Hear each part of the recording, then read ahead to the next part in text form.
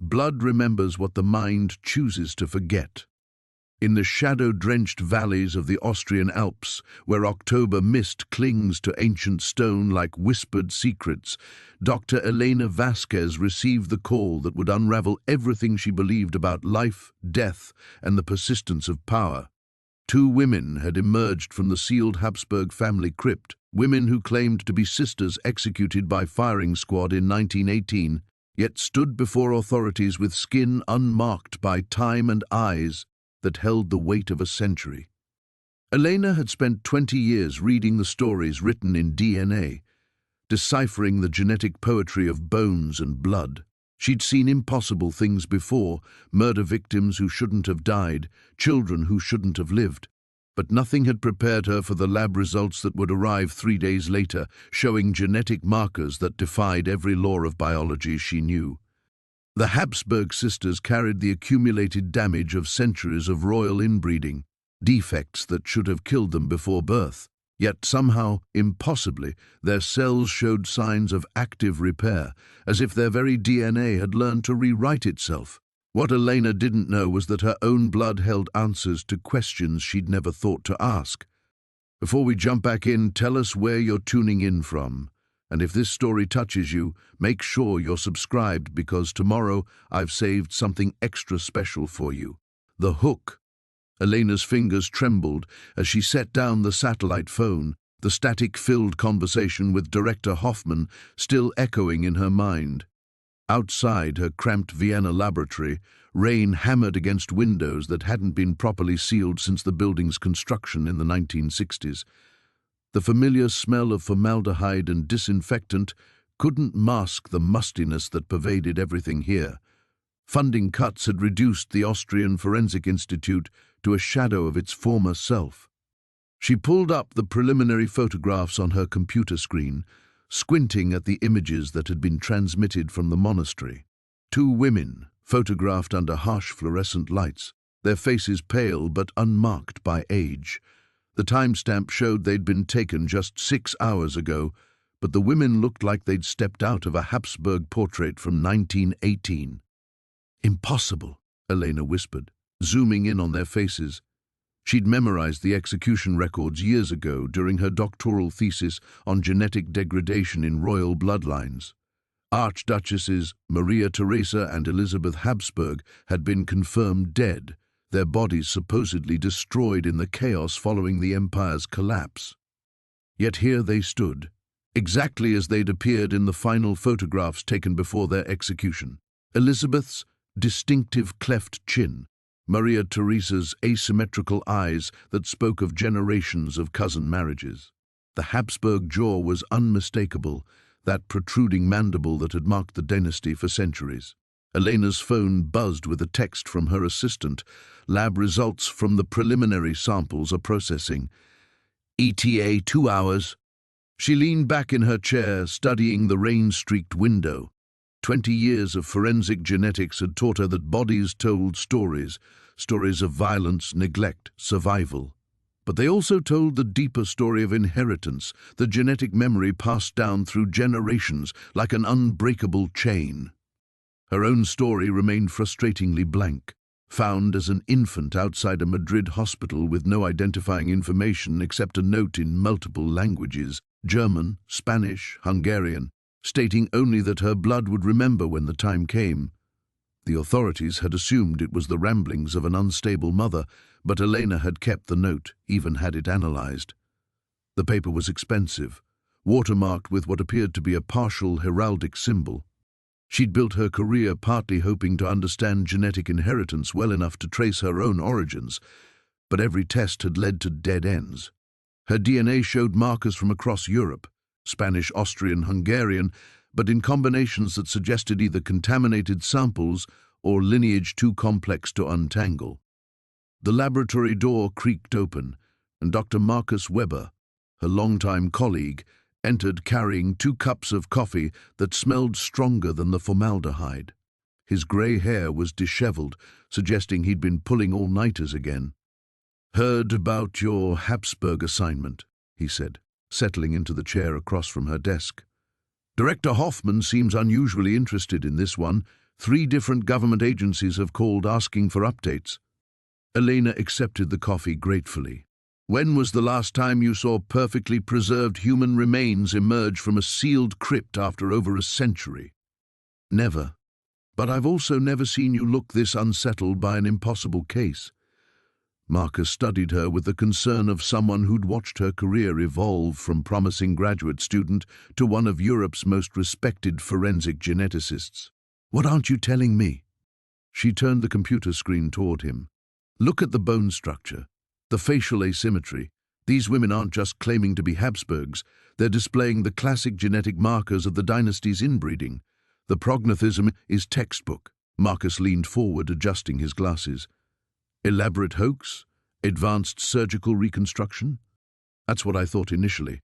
But Hoffman sent preliminary tissue samples via emergency courier. Living tissue, Elena. Not preserved, not reconstructed, alive and metabolically active. She pulled up another window showing cellular analysis. The mitochondrial DNA is processing now, but the initial markers are unusual. A computer chimed with an incoming secure message. Elena's breath caught as she opened the attachment, preliminary genetic analysis from the tissue samples. The screen filled with chromosome maps that made no biological sense. Excessive homozygosity indicating severe inbreeding, genetic markers for cleft palate, heart defects, immune system disorders, skeletal malformations, a catalogue of genetic damage that should have resulted in early death or severe disability. But underneath the obvious defects, something else appeared in the data. Cellular structures she'd never seen before, genetic sequences that seemed to be actively repairing damaged DNA. It was as if their bodies had developed mechanisms to counteract centuries of accumulated genetic damage. "This is impossible," Marcus whispered, reading over her shoulder. Elena's hands moved across the keyboard, pulling up comparative genetic databases. The Habsburg family tree appeared on screen, showing the intricate web of cousin marriages that had eventually led to the dynasty's downfall. Charles II of Spain had been the most famous victim, so genetically damaged he couldn't chew his own food. Yet these women carried even worse genetic loads and appeared perfectly healthy. Her phone rang again. Director Hoffman. "Dr. Vasquez." His voice crackled through the speaker. "How quickly can you get to Salzburg? We need you at the monastery tonight." Elena stared at the genetic data flowing across her screen, feeling as though she stood at the edge of a precipice she couldn't see the bottom of. "I'll leave within the hour." Elena hung up the phone and stared at the genetic data, still cascading across her screen. The lab felt smaller suddenly, the familiar walls pressing closer as the magnitude of what she was seeing settled in. In 1 hour, she would leave this controlled environment, her sanctuary for the past 8 years, and walk into something that challenged everything she understood about genetics and human biology. "You don't have to do this tonight," Marcus said, though his voice lacked conviction. They both knew she had no choice. When Director Hoffman called with that particular tone, refusal wasn't an option. "The samples can wait until morning. Hell, they've waited over a century." Elena saved the data to an encrypted drive, her movements automatic despite the tremor in her hands. "The tissue samples are still viable. Every hour of delay means cellular degradation, and we need—" She stopped herself. What did they need? What was she walking into? She looked around her laboratory, really looked at it for the first time in months. The coffee-stained desk where she'd spent countless nights analyzing DNA sequences. The wall of certificates and published papers that had built her reputation case by case. The small cot in the corner where she sometimes slept when deep in research, too absorbed to return to her empty apartment. This was her life. Not glamorous, not particularly fulfilling beyond the intellectual satisfaction, but predictable, safe. She understood the rules here. DNA didn't lie, genetics followed patterns, death left evidence that could be read like a book. Marcus stood, gathering the coffee cups. "Elena, in 20 years I've watched you dissect the genetics of serial killers, identify victims from mass graves, trace bloodlines through centuries of carefully hidden bastard children. You've never looked frightened. She powered down her computer, each familiar click of the keyboard a small goodbye. This is different. The cellular repair mechanisms I'm seeing in this preliminary data, if they're real, if they are functional, we're not talking about a criminal case or historical identification. We're talking about fundamental changes to human biology, or an elaborate fraud designed to fool people exactly like us. Elena slipped the encrypted drive into her jacket pocket, next to the yellowed note she'd carried for 47 years. Her fingers brushed against both the cutting-edge technology and the mysterious message from her past. Your blood will remember when the time comes. She'd always assumed it was meaningless, the desperate words of an unstable woman abandoning her child. But standing here, preparing to leave for a monastery in the Austrian Alps to examine two women who shouldn't exist, the phrase felt less like madness and more like prophecy. She pulled her emergency kit from the supply cabinet. Sterile collection tools, portable DNA analyzer, evidence bags. The routine of preparation should have been comforting, but each item felt heavier than usual. The portable analyzer that had given her independence from bureaucratic laboratories. The collection tools that had helped her solve cases when local authorities had given up. The evidence bags that had preserved truth when others wanted it buried. My apartment lease is in the filing cabinet, she said, checking her equipment one final time, along with my will and contact information for my bank. If something happens, nothing's going to happen. Marcus's voice was firm. You'll go to this monastery, prove these women are elaborate reconstructions or remarkably preserved corpses, and be back here by Wednesday complaining about the accommodations. Elena wanted to believe him. She'd built her career on rational explanation, on finding the logical answer beneath layers of confusion and misdirection. Every case had ultimately yielded to scientific analysis, no matter how bizarre the initial circumstances. But as she locked her laboratory door and walked down the corridor that had been her second home for nearly a decade, she couldn't shake the feeling that she was leaving more than just her workspace. The fluorescent lights hummed overhead, the same tired buzz that had provided soundtrack to countless nights of research. Her footsteps echoed against linoleum floors, marked with years of evidence carts and late-night coffee spills. At the building's entrance, she paused to look back. Through the glass doors, she could see the laboratory wing where she'd spent the most productive years of her career, where she'd earned recognition, respect, and a sense of purpose that had filled the gaps left by a lifetime of unanswered questions about her own origins. The rain had stopped, leaving the Vienna streets glistening under streetlights. Elena's car started reluctantly, another reminder of the funding cuts that affected everything from building maintenance to equipment replacement. As she drove through the familiar city streets toward the Autobahn, she passed the apartment building where she'd lived alone for 6 years, the cafe where she sometimes took Sunday breakfast, the bookstore where she browsed genetics journals on quiet evenings. A simple life, perhaps even a lonely one, but it was hers, built through years of careful choices and professional dedication. In 3 hours, she would reach a monastery in the Austrian Alps and begin an investigation that might change everything she thought she knew about human biology. She pressed harder on the accelerator, leaving Vienna's lights behind as she headed into the darkness of the Austrian countryside, carrying with her an encrypted drive full of impossible data and a growing certainty that her ordinary world was about to disappear forever. The Autobahn stretched ahead like a black ribbon, cutting through the Austrian countryside, broken only by the occasional truck hauling goods between European capitals. Elena had driven this route dozens of times over the years, to conferences in Munich, forensic consultations in Switzerland, the rare vacation she allowed herself in the mountains. But tonight, each kilometer felt like a step deeper into unknown territory. Her phone buzzed with a text message. At the next rest stop, she pulled over to read it, the overhead lights casting harsh shadows across her windshield. Preliminary mitochondrial analysis complete. Results don't match any known database. Uploading to secure server now. Weber. Elena's hands tightened on the steering wheel. Mitochondrial DNA was inherited through the maternal line, passed down virtually unchanged for generations. It was the most reliable tool for tracing genetic lineage, the one piece of evidence that couldn't be faked or surgically altered. If Marcus couldn't find matches in the databases that contained genetic information from royal families across Europe, these women were either complete unknowns or... She opened her laptop on the passenger seat, using her phone as a hotspot to access the secure server.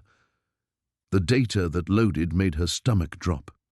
The mitochondrial sequences were there, clean, readable, definitely human, but they showed patterns she'd only seen in theoretical papers about isolated populations. Genetic bottlenecking so severe it suggested generations of breeding within an impossibly small gene pool, not just cousins marrying cousins, but the same bloodlines cycling back on themselves again and again across centuries.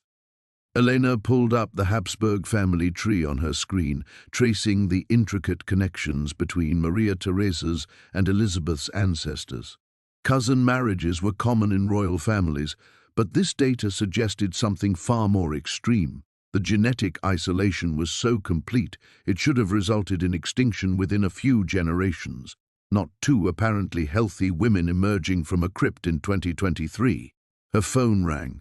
Unknown number, but the international prefix suggested it was routed through multiple countries. Dr. Vasquez. The voice was crisp, accent unplaceable. We understand you're en route to Kloster Heiligenkreuz. Elena's blood turned cold. Who is this? Someone with a vested interest in your findings. The Habsburg family has always valued discretion in matters of genealogical sensitivity. We trust you'll remember that as you conduct your investigation. The line went dead before Elena could respond. She stared at her phone, her hands trembling slightly. In 20 years of forensic work, she'd dealt with pressure from law enforcement, grieving families, even organized crime trying to suppress evidence. But this felt different. The caller's tone had carried an authority that suggested resources and connections far beyond ordinary criminal enterprises. She was about to put the phone away when it buzzed with another message. This time, the number was blocked completely. Your mother understood the importance of bloodlines. We hope you will as well. Elena's breath caught. The message could have been a generic threat, playing on common fears about family and heritage. But the word choice, bloodlines, not family or ancestry, felt too specific, too connected to her own lifelong questions about her origins. She pulled out the yellowed note she'd carried since childhood, unfolding it carefully in the dashboard light. The paper was fragile after nearly 5 decades, but the words remained clear. Her blood will remember when the time comes. Guard her until the awakening. For the first time, Elena noticed something she'd missed in previous examinations. At the bottom of the note, barely visible, was a watermark. She held it up to the light, squinting to make out the details. It was a heraldic symbol, a double-headed eagle with a crown, the Habsburg imperial seal. Her laptop chimed with another incoming file from Marcus. Elena opened it with shaking fingers, finding a message that made her stomach lurch. Elena ran your DNA against the Habsburg samples for comparison. Found something impossible. Call me immediately. She dialed his number, her heart pounding as it rang once, twice. Marcus, what did you find? Elena, where are you? Are you alone? Rest stop outside Lynn's. Marcus, what? Listen carefully. Your mitochondrial DNA shares markers with the Habsburg samples, not similar markers, identical sequences in key regions. According to this data, you and these women share maternal ancestry within the last 3 to 4 generations. Elena's vision blurred. The parking lot around her seemed to tilt, fluorescent lights swimming in her peripheral vision. That's impossible. I was abandoned as an infant. There are no records. I've run the analysis 3 times. The genetic relationship is clear. Elena, these women aren't just claiming to be Habsburgs. According to your DNA, you might be one too. The phone slipped from her hands, clattering onto the passenger seat. Elena sat in her car at a rest stop in the Austrian darkness, surrounded by the debris of her ordinary life, coffee-stained maps, forensic journals, the comfortable, mundane details that had defined her existence for 47 years. But now she faced a choice that would determine not just her professional future, but her understanding of who she was. She could turn around, drive back to Vienna, and pretend this night had never happened. Return to her laboratory and her simple life, and the safety of questions that had answers. Or she could continue driving toward a monastery in the Alps, where two impossible women waited to show her a truth that might destroy everything she thought she knew about herself. Elena reached for the ignition key. Elena's hand froze on the ignition key. The metal felt ice-cold against her fingers, a simple piece of machinery that had become the fulcrum between two different versions of her life. Turn it clockwise, and she would continue toward a monastery where impossible women waited with answers that might reshape everything she understood about herself. Leave it still, and she could reverse course, return to Vienna, and preserve the careful equilibrium she'd built over 47 years. The parking lot stretched around her like a liminal space between worlds. Fluorescent lights hummed overhead, casting harsh circles of illumination that barely pushed back the Austrian darkness. A few long-haul trucks idled nearby, their drivers catching mandated rest before continuing journeys across Europe. Normal people living normal lives, unaware that someone sat 30 meters away grappling with the possibility that she belonged to a bloodline that should have died out a century ago. Elena picked up her phone from the passenger seat, Marcus's voice still echoing in her memory. "You might be one too." 4 words that had shattered the foundation of everything she'd believed about her origins. She'd always assumed her abandonment was the desperate act of a young woman who couldn't care for a child. Poverty, perhaps, or social shame. Never once had she imagined it might be connected to one of Europe's most infamous royal dynasties. But the genetic evidence was undeniable. Marcus was meticulous, paranoid about accuracy to the point where colleagues sometimes found him insufferable. If he'd run the analysis 3 times, the results were solid. The mitochondrial markers didn't lie. She shared maternal ancestry with the women currently residing in a monastery crypt, women who claimed to be Habsburg archduchesses, preserved impossibly beyond their natural lifespans. Elena opened her laptop again, staring at the genetic data streaming across the screen. The patterns that had seemed academically fascinating an hour ago now felt personally threatening. Centuries of inbreeding had created genetic loads so severe they should have been incompatible with life. Yet somehow, these bloodlines had not only survived, but developed mechanisms to repair the accumulated damage. The implications terrified her. If she truly carried Habsburg genetics, what else might she have inherited? Were there dormant sequences in her DNA waiting to activate? Cellular repair mechanisms that might explain her own unusual resilience, the way she'd never suffered serious illness, recovered quickly from injuries, maintained energy levels that exhausted colleagues half her age? She thought about her medical history, sparse as it was. Few visits to doctors beyond routine checkups, no major illnesses, no genetic disorders, despite having no knowledge of family medical history. She'd always attributed her good health to luck and careful living, but now she wondered if there were other explanations. The anonymous phone call replayed in her mind. Your mother understood the importance of bloodlines, not your biological mother or your birth mother, simply your mother, spoken with the certainty of someone who knew details about Elena's origins that she herself had never discovered. The casual mention of bloodlines in connection with her investigation felt less like coincidence and more like warning. Elena pulled out the yellowed note again, studying the Habsburg watermark under the dashboard light. Her blood will remember when the time comes. Guard her until the awakening. She'd always interpreted awakening metaphorically, growing up, becoming aware of her heritage. But what if it meant something more literal, What if there were genetic triggers that activated at certain ages or under specific circumstances?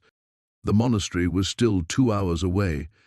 2 hours to make a decision that would determine whether she remained Dr. Elena Vasquez, respected forensic geneticist with a manageable life and comprehensible problems, or became something else entirely.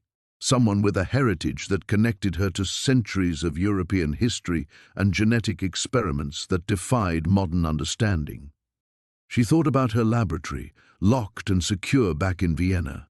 The comfortable routine of evidence analysis, the satisfaction of solving puzzles that had clean answers, the predictable rhythm of cases that challenged her intellectually without threatening her fundamental sense of self.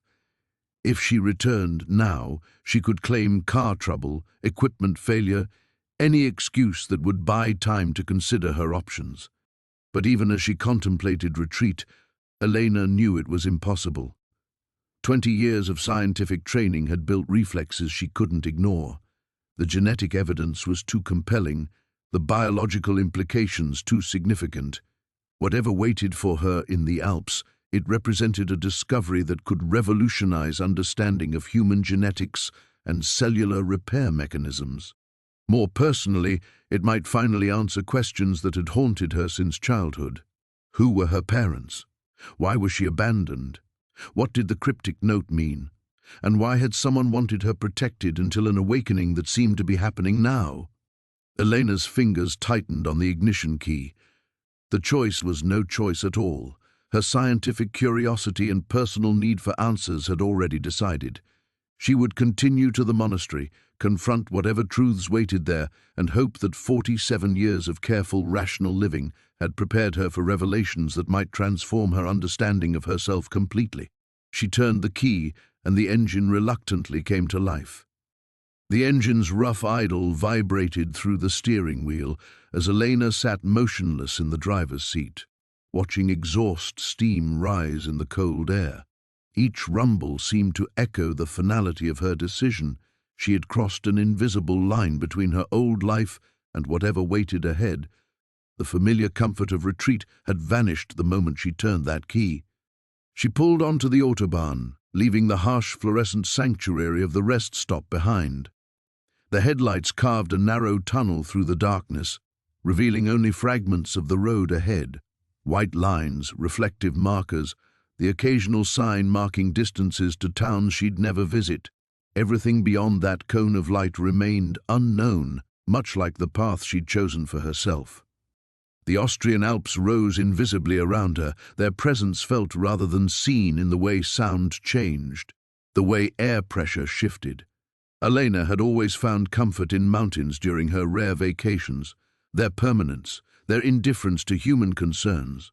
Tonight they felt different, ancient, watchful, as if the landscape itself was complicit in whatever had been orchestrated around her life. Her phone remained silent on the passenger seat, but she found herself glancing at it every few minutes. No more anonymous calls, no cryptic messages. The silence felt almost worse than the threats, suggesting she was now committed to a course that required no further manipulation. She was driving toward the monastery of her own volition, carrying genetic secrets that connected her to bloodlines she'd never imagined. The yellowed note lay open beside her laptop, the Habsburg watermark catching occasional light from passing vehicles. Elena tried to imagine the woman who had written those words. Her blood will remember when the time comes. Had she been Elena's biological mother? A Habsburg descendant herself, understanding implications that a 47-year-old forensic geneticist was only beginning to grasp. The questions multiplied with each kilometer. Why had she been chosen for this investigation specifically?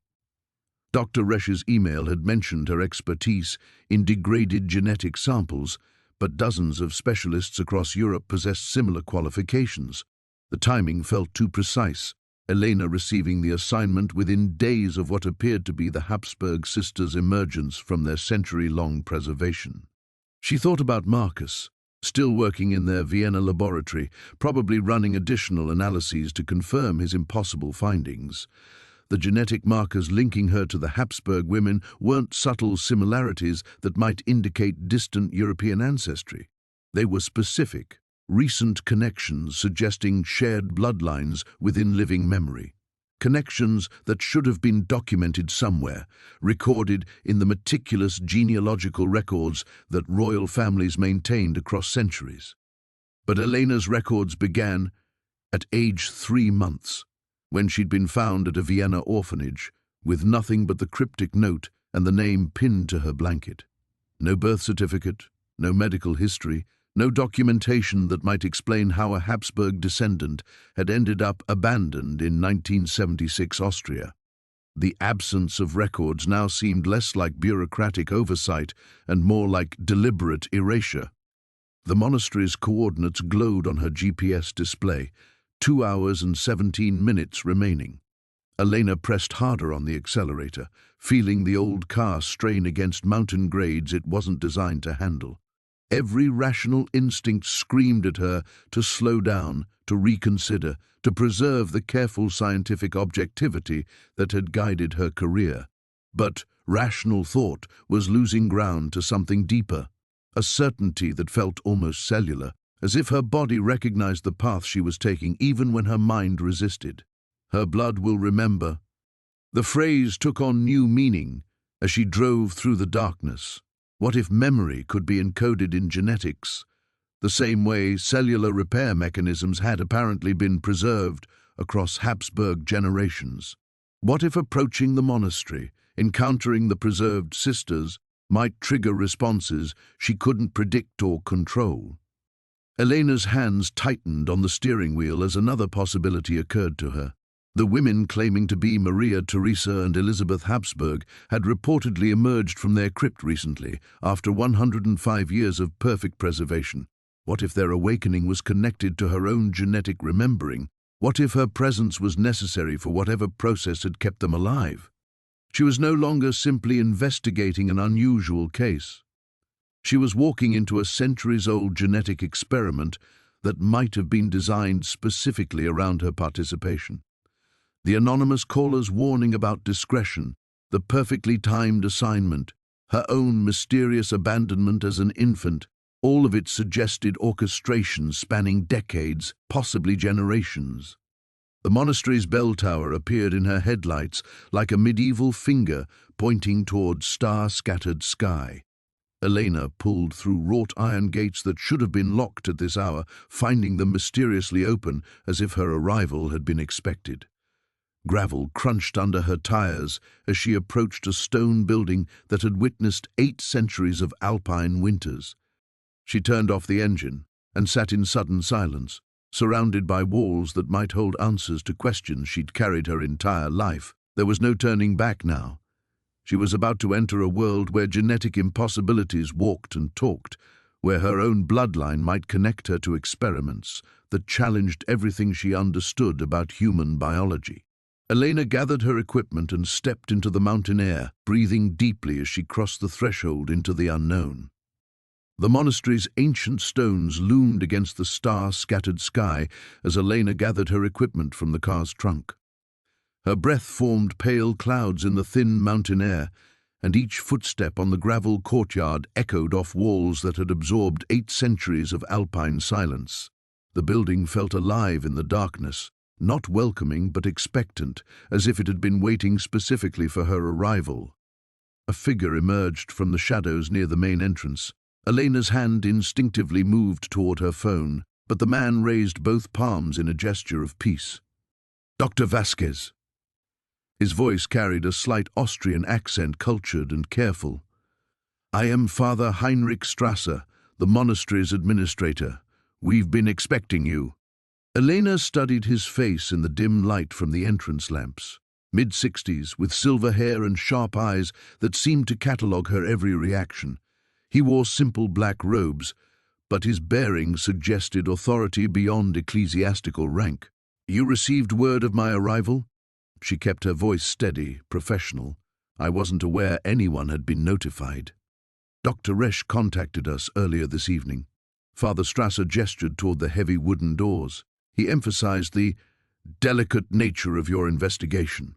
"We've prepared workspace for you in the lower chambers, away from curious eyes." They walked through corridors lined with medieval stonework, past empty cells and chapels that whispered of centuries of prayer and contemplation. Electric lighting had been installed along the passages, but it felt intrusive against the ancient architecture, casting harsh shadows that made the walls seem to shift and breathe. "The women you're here to examine," Father Strasser said as they descended stone steps worn smooth by generations of monks. "They've been unusual guests." "Unusual how?" He paused at a heavy door marked with symbols Elena didn't recognize. "They don't sleep. Or rather, they sleep differently, sometimes for hours, sometimes for days, but always with the stillness of the dead. They speak to each other in archaic German dialects, discussing people and events from a century past, as if they happened yesterday. And they've been asking for you specifically." Elena's equipment case suddenly felt heavier in her grip. "Asking for me? By name?" "Since yesterday morning. They seemed quite certain you would arrive tonight." Father Strasser produced an ornate key, its metal black with age.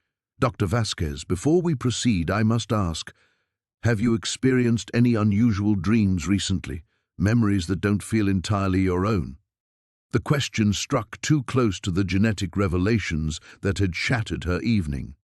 Elena's scientific training demanded skepticism, but her recent phone call with Marcus made denial impossible. "Why do you ask?" "Because exposure to the sisters tends to awaken things in certain bloodlines. We've had 3 other specialists examine them over the past weeks. 2 left within hours, claiming the investigation was beyond their expertise. The third, Dr. Koenig from Munich, suffered what can only be described as a genetic episode. They stopped before another door, this one reinforced with modern steel." Father Strasser's expression grew grave. His cellular regeneration accelerated dramatically. Scars healed overnight, his hair darkened, even old injuries repaired themselves. But the process was unstable. He's currently in a private facility, aging rapidly and unpredictably. Sometimes he appears decades younger than his actual age, sometimes decades older. The changes seem to cycle based on factors we don't understand. Elena's mouth went dry. The genetic markers Marcus had identified suddenly felt like ticking time bombs embedded in her DNA. "Are you suggesting the sister's presence triggers genetic changes in people with certain bloodlines?" "I'm suggesting that Habsburg genetics were never fully documented, Dr. Vasquez.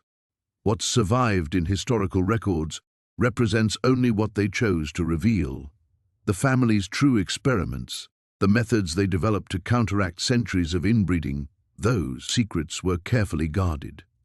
Father Strasser unlocked the steel door, revealing a modern laboratory that contrasted sharply with the medieval surroundings.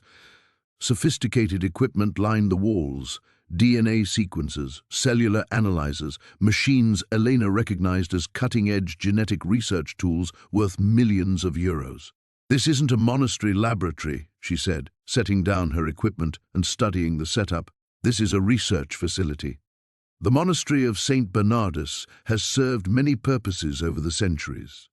A new voice spoke from the laboratory's shadows, cultured and precise. "Scientific inquiry has always been among them." Elena turned to see a tall woman in her apparent 30s, wearing clothes that seemed to shift between historical periods, a high-collared dress that might have belonged to the early 20th century, but cut from fabric that looked impossibly fresh. Her features were aristocratic, with the distinctive Habsburg jaw Elena had seen in countless portraits. "I am Maria Theresa," the woman said, offering a slight curtsy that managed to be both graceful and unsettling. "And you, Dr. Vasquez, are precisely who we've been waiting for. Your blood carries the keys to questions we've spent a century trying to answer." Elena's scientific objectivity crumbled as she faced the impossible. A woman who should have been dead for over 100 years, standing in a laboratory that shouldn't exist, speaking about her blood as if it contained secrets that transcended normal genetic understanding. Elena's heart hammered against her ribs as she stared at the woman claiming to be Maria Theresa Habsburg. Every instinct screamed that this was impossible, an elaborate hoax, a psychological experiment. Anything except the reality of a century dead archduchess standing in a hidden laboratory beneath an Austrian monastery. But the genetic evidence Marcus had shown her, the anonymous phone calls, the note she'd carried for 47 years, everything pointed toward this moment being exactly what it appeared to be. "You know who I am," Elena said, forcing her voice to remain steady. "Not just my name, but what I am." Maria Theresa stepped closer, her movements carrying an odd quality, too fluid, as if she moved through water rather than air. "We know you are Dr. Elena Vasquez, forensic geneticist, born November 15, 1976, found at the Heiligenstadt orphanage, with no record save a note that promised your blood would remember. We know because we've been watching your bloodline for 3 generations, waiting for the right combination of Habsburg markers to manifest." The laboratory's fluorescent lights flickered, casting shifting shadows that made Maria Theresa's face appear to age and refresh in rapid cycles. Elena noticed that the woman's breathing seemed irregular, sometimes rapid, sometimes impossibly slow, as if her body operated by different biological rules. "Dr. Koenig," Elena said, remembering Father Strasser's warning. "What happened to him wasn't an accident, was it? Poor Maximilian possessed distant Habsburg blood, but his genetic structure couldn't stabilize the activation process." A second voice emerged from the shadows behind the laboratory equipment. His cellular repair mechanisms initiated but couldn't maintain coherence. Elena turned to see another woman, shorter than Maria Theresa, but carrying the same aristocratic bearing. The Habsburg jaw was more pronounced, and her eyes held a depth that suggested she had seen far more than her apparent age should allow. "Elizabeth," Maria Theresa said by way of introduction. "My sister in blood and purpose."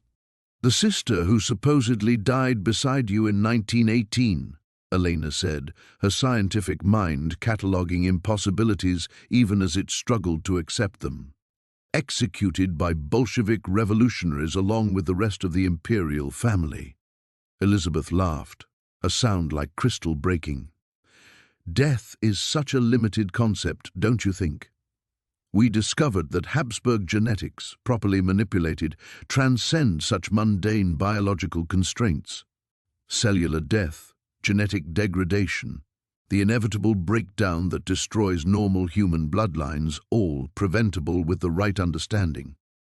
Elena's equipment felt inadequate suddenly, her carefully planned analysis procedures seeming primitive compared to whatever scientific breakthroughs had preserved these women for over a century. "You're saying you've achieved biological immortality through genetic manipulation. We're saying we've corrected the errors that centuries of controlled breeding introduced into royal bloodlines," Maria Theresa replied. "The Habsburg jaw, the hemophilia, the mental instabilities that plagued European nobility, all symptoms of genetic damage that accumulated over generations. But damage can be repaired, Dr. Vasquez, if one understands the mechanisms involved." Father Strasser remained near the laboratory entrance, his expression suggesting he'd witnessed these conversations before. Elena noticed that he kept his distance from the sisters, as if proximity might trigger changes he couldn't control. "What do you want from me?" Elena asked, though part of her already knew the answer. "Your blood carries Habsburg markers that have been dormant for generations," Elizabeth said, approaching one of the laboratory's analysis stations. "But they're not degraded like Dr. Koenig's bloodline. They're pure, concentrated, as if they've been protected from the genetic drift that normally occurs over time. Your mother understood this when she ensured your preservation." "My mother?" Elena's voice cracked despite her efforts to maintain composure. "You knew my mother?" "We knew all our bloodline descendants," Maria Theresa said. "Most were too diluted to be useful, their Habsburg genetics scattered across centuries of intermarriage with common families. But your lineage was carefully maintained, protected, guided to produce exactly the genetic combination we required." The laboratory's equipment hummed around them, machines that Elena now realized were far more sophisticated than anything she'd encountered in her career. This wasn't just a research facility, it was a genetic engineering laboratory that had been operating in secret for decades, possibly longer. "You want to use me in your experiments," Elena said, the reality of her situation crystallizing with terrifying clarity. "I'm not here to analyze your genetics. I'm here to become part of them." "You're here to complete them," Elizabeth corrected. "The preservation process that has sustained us for a century requires periodic renewal. Fresh Habsburg blood, properly prepared, allows us to maintain cellular coherence across extended time frames. Without it, we would eventually destabilize like poor Dr. Koenig." Elena's mind raced through possibilities, escape routes, emergency contacts, any way to extract herself from what was clearly an elaborate trap. But even as she calculated odds and options, another part of her recognized the scientific implications. If these women had truly solved the problems of genetic degradation and cellular aging, they possessed knowledge that could revolutionize human biology. The question was whether she would survive learning their secrets. The weight of Elizabeth's words settled over Elena like a shroud. She was trapped, not just physically in this underground laboratory, but genetically, her very DNA having marked her for this moment since birth. The analytical mind that had guided her through decades of forensic investigation now turned inward, cataloguing the signs she'd missed, the breadcrumbs that had led her here. "The cellular samples you want me to analyze," Elena said, her voice steadier than she felt. "They're not just for research, are they? You need me to identify the specific genetic sequences that will make the process work." Maria Theresa moved to one of the laboratory's workstations, her fingers dancing across controls with practiced familiarity. The renewal process requires precise genetic matching. Too little Habsburg blood and the preservation matrix fails. Too much and the subject suffers Dr. Koenig's fate, accelerated aging cycles that eventually tear the body apart at the cellular level. A screen flickered to life, displaying DNA sequences that made Elena's breath catch. The genetic code was unlike anything in her experience. Sections that repeated in patterns suggesting artificial manipulation, markers that seemed to exist in impossible configurations. It was human DNA, but human DNA that had been edited, refined, perfected beyond natural limits. "This is centuries of work," Elena whispered, studying the data.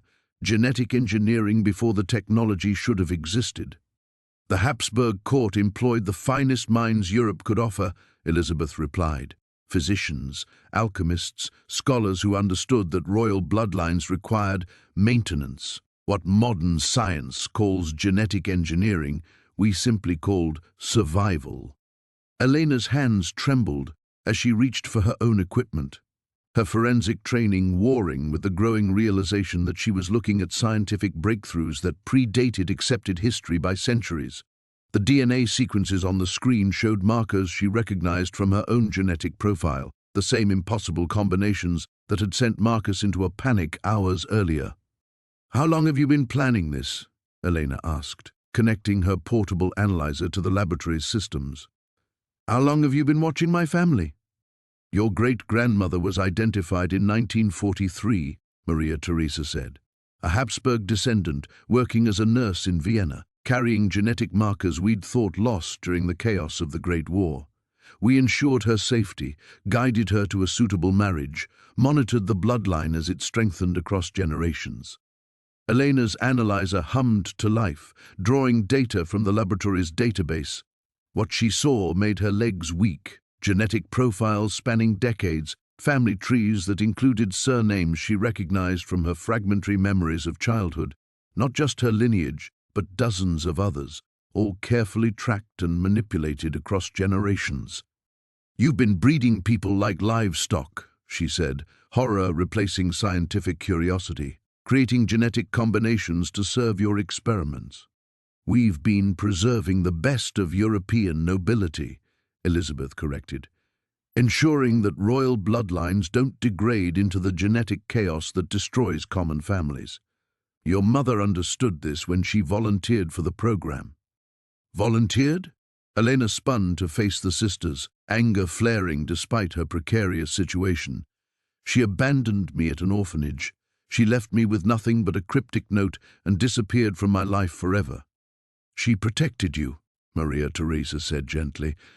The preservation process requires very specific timing. Genetic markers that activate too early in life can cause uncontrollable cellular changes. Your mother ensured you would develop normally until the proper moment arrived. Elena's analyzer chimed, displaying results that made her blood run cold. Her own DNA showed the same impossible markers as the Habsburg sisters, but in concentrations that seemed to be increasing in real time. Simply being in proximity to the preserved women was triggering changes in her genetic expression. "It's already starting," she whispered, watching cellular regeneration indicators spike beyond normal human ranges. "Just being here is activating the process." "The final phase requires conscious participation," Elizabeth said, approaching with something that looked like a medical injector. "The genetic template must be voluntarily integrated, or the cellular matrix rejects the enhancement." Dr. Koenig's deterioration occurred because he fought the process instead of embracing it. Elena backed away from Elizabeth, her mind racing through everything she'd learned about the Habsburg genetics. The preservation process wasn't just about extending life, it was about creating something beyond normal human biology. The sisters had achieved immortality by fundamentally altering what it meant to be human.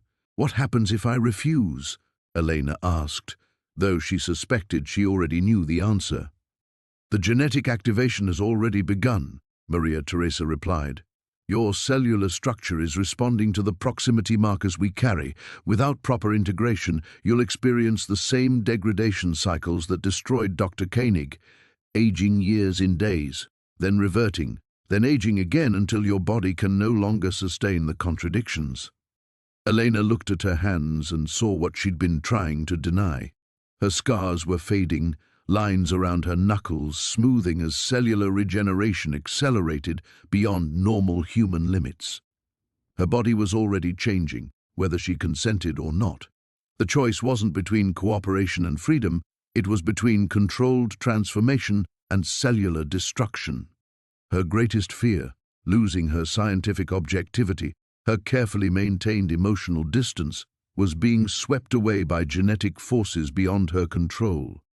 Elena watched her hands transform before her eyes, decades of accumulated scars dissolving as if they'd never existed. The small burn mark from a laboratory accident in graduate school, gone. The surgical scar from removing a melanoma 3 years ago, vanishing like morning mist. Her body was rewriting itself at the cellular level, and she was powerless to stop it. "Please," she whispered, though she wasn't sure if she was begging for help or for more time. The injector in Elizabeth's hand seemed to pulse with its own malevolent life, promising either salvation or a fate worse than death. "The integration must begin within the next few minutes," Maria Teresa said, her voice carrying what might have been genuine regret. "The cellular cascade you're experiencing will reach critical mass soon. After that point, even controlled integration becomes unpredictable." Elena's analyzer suddenly shrieked in alarm. The genetic readings from her blood sample were fluctuating wildly, markers appearing and disappearing faster than the machine could catalogue them. She stared at the screen as her DNA literally rewrote itself in real time, centuries of dormant Habsburg genetics awakening like some terrible flowering. "This is murder," Elena gasped, feeling her heart rate spike to dangerous levels. Her body was burning through energy at an impossible rate as cellular regeneration accelerated beyond sustainable limits. "You're killing me to preserve yourselves." "We're offering you immortality," Elizabeth replied, but her expression suggested she'd had this conversation before with other victims who'd stood where Elena now stood. "Dr. Koenig's fate awaits you regardless. The only question is whether you'll emerge as something greater than human or die screaming as your genetics tear themselves apart." Elena's vision blurred as her optic nerves began regenerating, her eyesight briefly improving beyond normal human limits before degrading again. She was experiencing Dr. Koenig's curse in fast forward. Cellular repair mechanisms run amok, aging and reversing in cycles that would eventually destroy her sanity along with her body. Through the haze of cellular chaos, Elena saw Father Strasser approach one of the laboratory's communication stations. His fingers moved across a keyboard with practiced efficiency, and Elena realized with dawning horror that he was documenting her transformation, recording data for future experiments. "How many?" she managed to ask through gritted teeth. "How many people have you murdered in this room?" 17 bloodline candidates over the past century, Maria Teresa answered with clinical precision. Most lacked sufficient genetic compatibility. Others, like Dr. Koenig, possessed the markers but couldn't maintain cellular coherence during integration. And the successful ones? "You're looking at them," Elizabeth said, gesturing to herself and her sister. "The preservation process requires periodic renewal, but each integration allows us to maintain stability for decades. Your genetic profile suggests you could extend our current cycle by perhaps 70 years. Elena's legs gave out as another wave of cellular chaos ripped through her nervous system. She collapsed beside her equipment, watching helplessly as her analyzer displayed readings that defied every principle of human biology she'd ever studied. Her DNA was becoming something alien, something that human science wasn't equipped to understand. The note she'd carried for 47 years crinkled in her jacket pocket as she fell. "Your blood will remember what history forgot." Her mother hadn't been abandoning her. She'd been delivering her to this moment, this choice between impossible survival and certain death. "The injection," Elena whispered, her voice barely audible over the medical alarm screaming from her analyzer. "What happens to my consciousness? Do I remain myself, or do I become something else?" Maria Teresa knelt beside her, and Elena saw something that might have been compassion in the woman's ageless eyes. The integration process preserves memory and personality, but it enhances certain aspects while diminishing others. Emotional attachments become less relevant. Scientific curiosity intensifies. The concerns that once seemed vital gradually fade into insignificance. "You're describing psychopathy," Elena gasped. "You're telling me I'll lose my humanity." "You'll transcend it," Elizabeth corrected, the injector now glowing with internal light.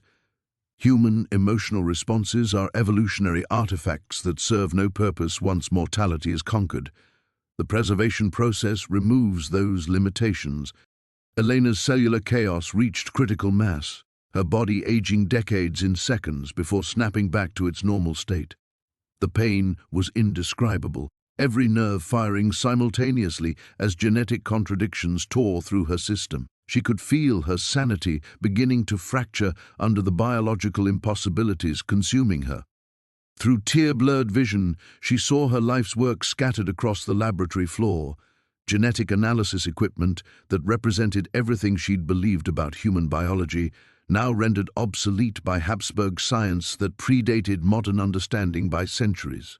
Her careful, objective approach to forensic investigation was crumbling along with her cellular structure. The choice Elizabeth offered wasn't really a choice at all. It was a demand for surrender disguised as an option.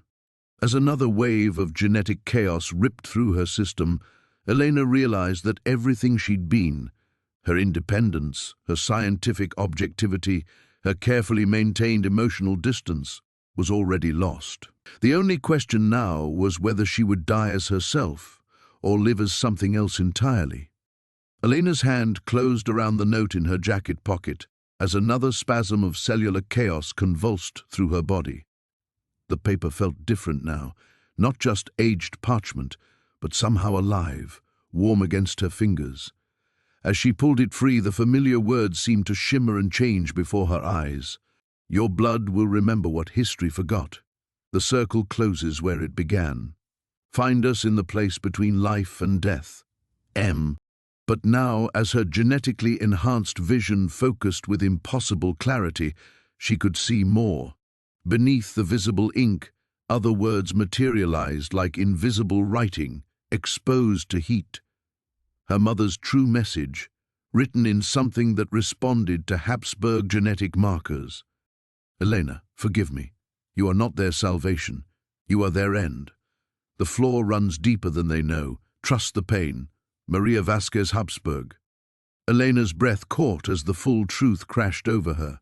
The signature. Her mother hadn't abandoned the Habsburg name. She'd hidden it, protected it, carried it forward not as a genetic gift but as a genetic weapon. Impossible, Maria Theresa whispered, leaning closer to read the revealed text. Your mother was screened. Her loyalty was verified. She volunteered for the program willingly. But Elena's analyzer was telling a different story. As her blood samples continued to evolve, the machine detected something the Habsburg sisters had missed, a genetic sequence that didn't just carry their markers, but something else, something that lay dormant until activated by proximity to their preserved genetics. She understood now why her mother had really left her at the orphanage, not to protect her from early activation, but to protect her from the Habsburgs until she was strong enough to finish what her mother had started. You've been looking for pure Habsburg blood to renew your preservation matrix, Elena said, her voice growing stronger even as her body convulsed with genetic contradictions. But you never asked why some bloodlines stayed pure when others degraded. You assumed it was careful breeding, genetic protection. You never considered it might be purposeful concentration. Elizabeth stepped back, the injector wavering in her grip. What are you saying? Elena's analyzer shrieked another alarm, but this time the readings weren't random chaos. They were showing systematic, genetic cascades, like a code being executed in her DNA. The Habsburg markers weren't just activating, they were being rewritten, turned against their original programming. My family line wasn't preserved to serve your experiments, Elena gasped, feeling power flow through her cellular structure like electricity. We were bred to destroy them, generation after generation, concentrating not just Habsburg genetics, but their inherent contradictions. The same inbreeding that gave you immortality also created the seeds of your destruction. The laboratory's lights flickered as Elena's genetic transformation accelerated beyond anything Dr. Koenig had experienced. But instead of random aging cycles, her cellular structure was achieving something else. A genetic configuration that existed in perfect opposition to the Habsburg preservation matrix. Maria Theresa backed toward the communications station where Father Strasser stood frozen. That's impossible! The preservation process corrected those contradictions. We eliminated the genetic instabilities that plagued royal bloodlines. You eliminated the symptoms, Elena said, rising to her feet as cellular regeneration flooded her system with impossible strength. But every correction you made created equal and opposite reactions elsewhere in the genetic sequence. My mother's bloodline carries all of them. Every suppressed instability, every edited contradiction, concentrated and refined across a century of careful breeding. The truth was written in her DNA now, readable by her enhanced perception like text on a page. The Habsburg experiment hadn't just preserved two women for over a century, it had created a genetic echo that grew stronger with each generation, each carefully guided marriage, each protected bloodline. Elizabeth raised the injector like a weapon. The integration will correct whatever flaws your genetics carry. The preservation matrix overwrites incompatible sequences. But Elena's analyzer was already showing her the next phase of the cascade. Her genetic structure wasn't just resisting the Habsburg modifications, it was actively undermining them. Every cell in her body was becoming a viral agent designed to corrupt their immortality from within. The integration won't save you, Elena said, understanding flooding through her with terrifying clarity. It will destroy you. My genetics aren't compatible with your preservation matrix. They're engineered to unravel it. Every attempt to integrate my bloodline will spread the corruption through your cellular structure.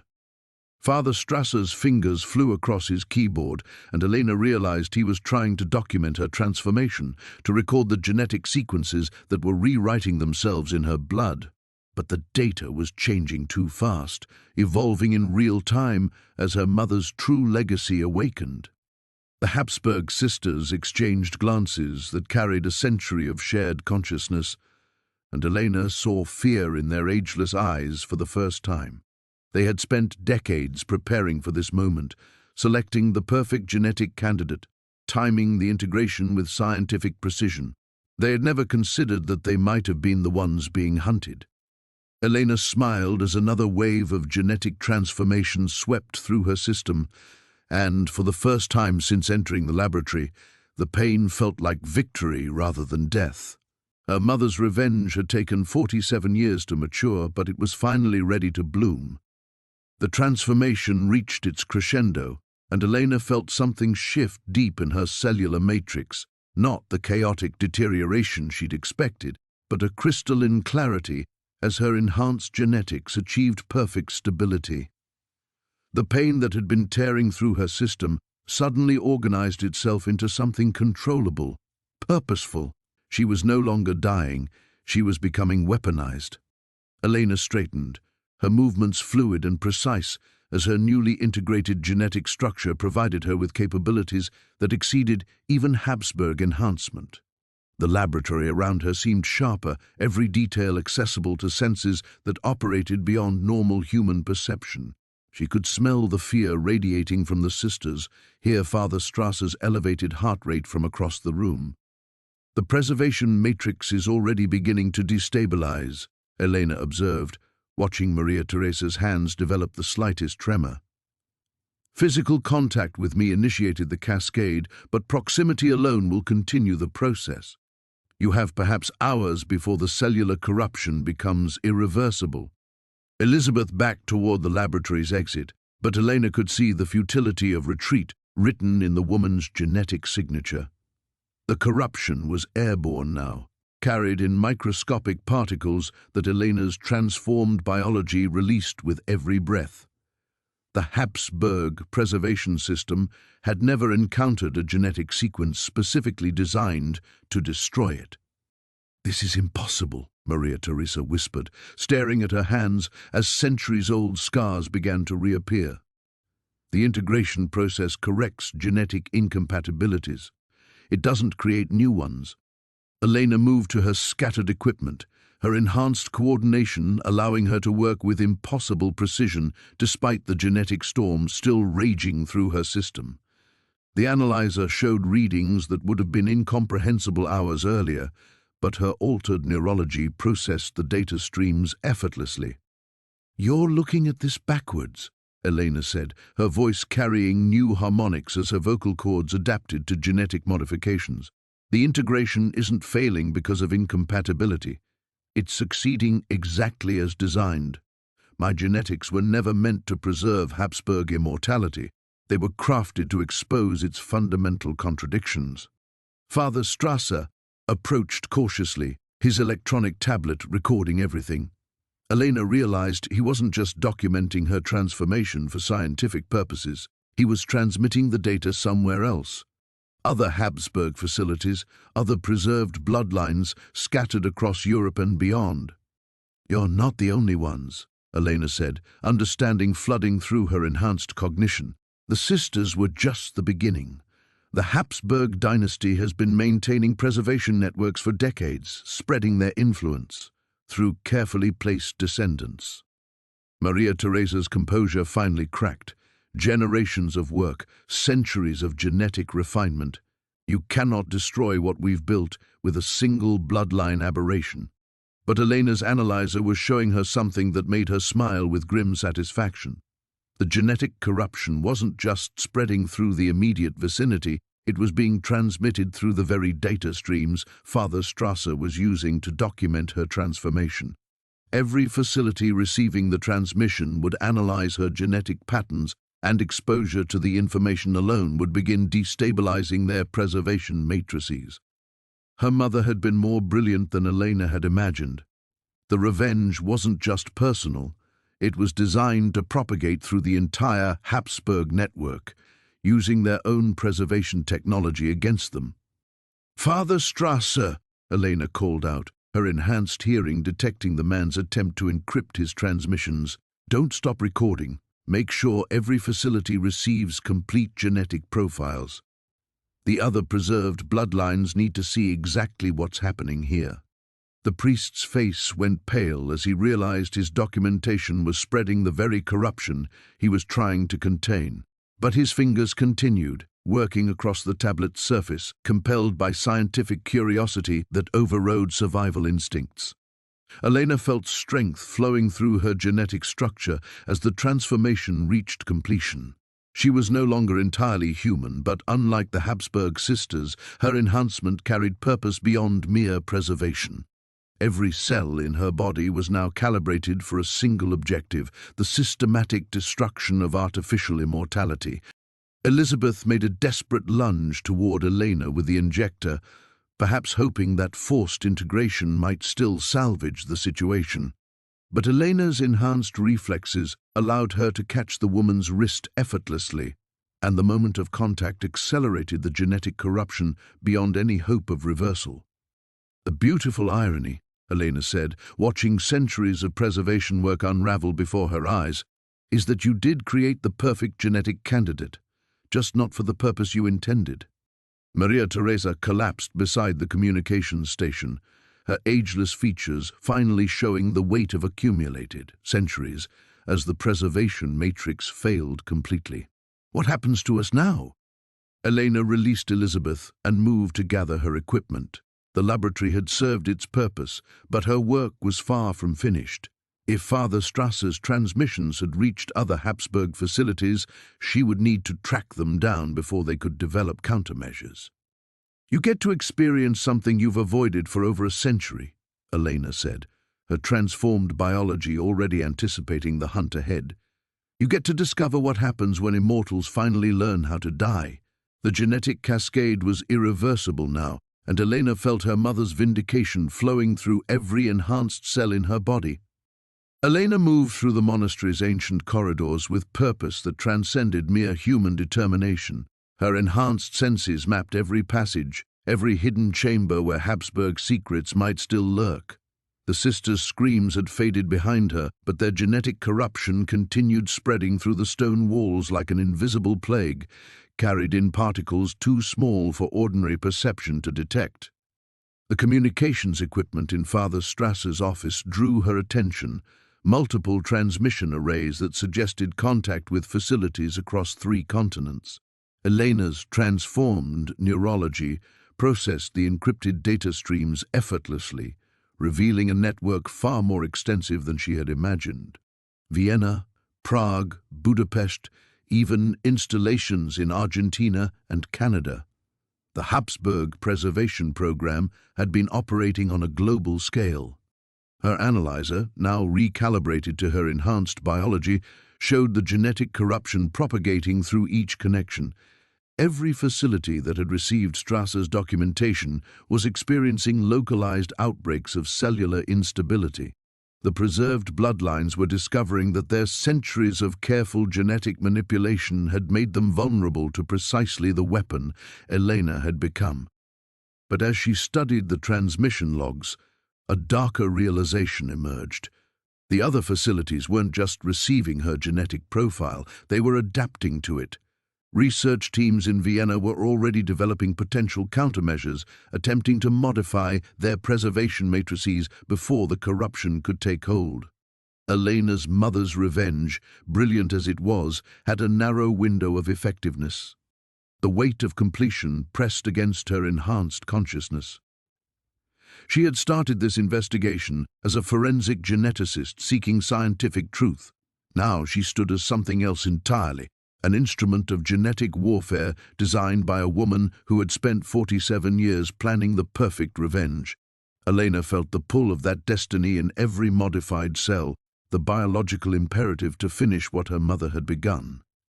The monastery's archive drew her deeper into its stone embrace. Here, among documents spanning 5 centuries, she found the true scope of Habsburg ambition. Not just personal immortality, but generational control. Preserved bloodlines placed in positions of influence, their enhanced longevity allowing for political planning that spanned decades. Elena read through carefully maintained genealogies that connected their network to banking families, pharmaceutical companies, medical research institutions. They had been reshaping human civilization from the shadows, using artificial immortality to accumulate power across timescales that mortal minds couldn't comprehend. Elena's transformation wasn't just destroying two preserved archduchesses, it was dismantling a shadow dynasty that had been growing for over a century. Her equipment registered approaching vehicles outside the monastery. Elena's enhanced hearing detected multiple engines, coordinated movement that suggested military precision. The Vienna facility had dispatched a containment team, probably hoping to study her genetic modifications before the corruption could spread further. They still believed this was a problem that could be solved through superior science. Elena smiled as she gathered the most critical documents from the archive. Her transformed biology had already begun adapting beyond her mother's original design, evolving countermeasures to potential Habsburg responses. Each attempt to analyze her genetic structure only accelerated the corruption, creating feedback loops that would overwhelm any preservation system that tried to study her. The tactical team breached the monastery's main entrance with professional efficiency. Elena could sense their enhanced biology, not full preservation matrix integration, but genetic modifications that exceeded normal human capability. The Habsburgs had been busy creating intermediate stages, enhanced soldiers who could operate in environments that would corrupt their fully preserved bloodlines. Through the ancient walls, Elena felt the final death of Maria Theresa Habsburg. The woman's cellular structure had collapsed completely, centuries of accumulated experience dissolving into biological chaos.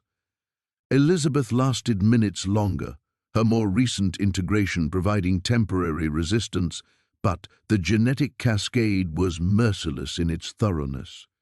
Over a century of artificial immortality ended in screams that echoed through stone corridors like prayers answered by a vengeful god. The enhanced soldiers found the laboratory empty, except for decomposing remains and equipment that registered genetic readings beyond their comprehension. By then, Elena had already moved through passages that appeared on no architectural survey, following monastery blueprints stored in her enhanced memory. She emerged from the crypt's hidden exit into October wind that carried the scent of approaching snow. Her analyzer showed genetic corruption spreading through the valley's ecosystem, creating environmental conditions that would prove hostile to Habsburg biology for generations. Even the ground beneath the monastery was becoming weaponized against artificial immortality. Elena felt the weight of choice settling around her enhanced consciousness like a familiar coat. She could disappear into normal life, allow the genetic corruption to work its way through Habsburg networks while she returned to forensic analysis and careful scientific objectivity. The mission her mother had designed her for was essentially complete. But as she studied transmission data still flowing from facilities worldwide, Elena recognized the true scope of what needed finishing. The Habsburgs had been subtle in their corruption of human civilization, embedding their influence so deeply that removing it would require more than genetic warfare. It would require hunting down every preserved bloodline, every enhanced descendant, every carefully placed agent across 6 continents. Elena looked back once at the monastery where her old life had ended, then turned toward the road that would carry her to Vienna. The final confrontation wasn't waiting in some distant future. It was beginning now, and she was ready to finish what centuries of Habsburg ambition had started. Vienna's ancient heart beat with rhythms that Elena's enhanced senses could feel through the cobblestones beneath her feet. The city pulsed with hidden networks, genetic frequencies that her transformed biology recognized as Habsburg influence, woven through centuries of careful manipulation. Banking institutions, research facilities, government offices, all carrying the subtle genetic signatures of preserved bloodlines that had been shaping European politics from the shadows. Elena moved through the October night like a predator, finally understanding the true scope of her territory. The corruption she carried had spread beyond the monastery's stone walls, traveling through digital networks and contaminated air currents. But Vienna represented the source, the central hub where Habsburg preservation technology had been perfected and distributed globally. Here, in laboratories hidden beneath imperial palaces and research centers disguised as historical foundations. The real work of genetic manipulation continued. Her analyzer detected multiple enhanced signatures within a 3-block radius. Not the full preservation matrix that had sustained the sisters for over a century, but intermediate modifications, descendants of Habsburg bloodlines who carried enough artificial enhancement to serve as agents and guardians. Elena realized she was walking into the heart of a living organism, a genetic ecosystem that had been growing in darkness for generations. The Hofburg Palace complex drew her forward with magnetic inevitability. Beneath its tourist-friendly facade, her enhanced senses detected active laboratory environments, genetic research that hummed with the same frequencies she had encountered in the monastery. The final test wasn't just about destroying individual preserved bloodlines, it was about confronting the institutional infrastructure that had made Habsburg immortality possible. Elena's transformed neurology processed surveillance networks automatically, identifying camera blind spots and security patterns with capabilities that exceeded normal human cognition. She moved through shadows that seemed to bend around her enhanced form, guided by genetic instincts that had been programmed into her cellular structure decades before her birth. Her mother's revenge had anticipated this moment, designing Elena not just as a weapon, but as the perfect infiltrator. The underground levels revealed themselves through architectural anomalies that only enhanced perception could detect. Ventilation systems that suggested laboratory environments, power consumption patterns that indicated equipment far more sophisticated than historical preservation required. Elena followed these clues deeper into Vienna's hidden anatomy, guided by the genetic corruption that grew stronger as she approached its target. Dr. Heinrich Neuber emerged from the shadows with the confidence of a man who had been expecting her arrival. His genetic signature registered as fully preserved Habsburg bloodline, not a descendant but an original, someone who had undergone the complete transformation decades earlier. He moved with the fluid precision that Elena recognized from her own enhancement, but his cellular structure carried the fundamental vulnerability that her mother had identified and exploited. "Dr. Elena Vasquez," he said, his voice carrying harmonics that suggested vocal modifications. "We have been monitoring your transformation since the monastery incident. Quite remarkable, really. Genetic engineering that surpassed our own preservation technology. Your mother was more brilliant than we gave her credit for." Elena felt the familiar tingle of genetic cascade beginning as her enhanced biology recognized its primary target. The corruption didn't require physical contact anymore. Proximity alone was sufficient to begin the cellular breakdown process. She could see Norber's confidence wavering as his preservation matrix encountered genetic patterns it couldn't process or contain. "She spent 47 years perfecting me," Elena replied, her enhanced senses mapping the laboratory complex around them. Every genetic modification, every cellular enhancement, calibrated for this specific confrontation. "You thought you were selecting the perfect research subject. You were actually calling down your own extinction." The laboratory facilities stretched through multiple sub-basements, revealing the true scope of Habsburg preservation research. Elena saw cultivation chambers where genetic materials from royal bloodlines spanning centuries were maintained in artificial environments. Computer systems that tracked enhanced descendants across 6 continents. Research notes the detailed plans for expanding the preservation program beyond European nobility into global power structures.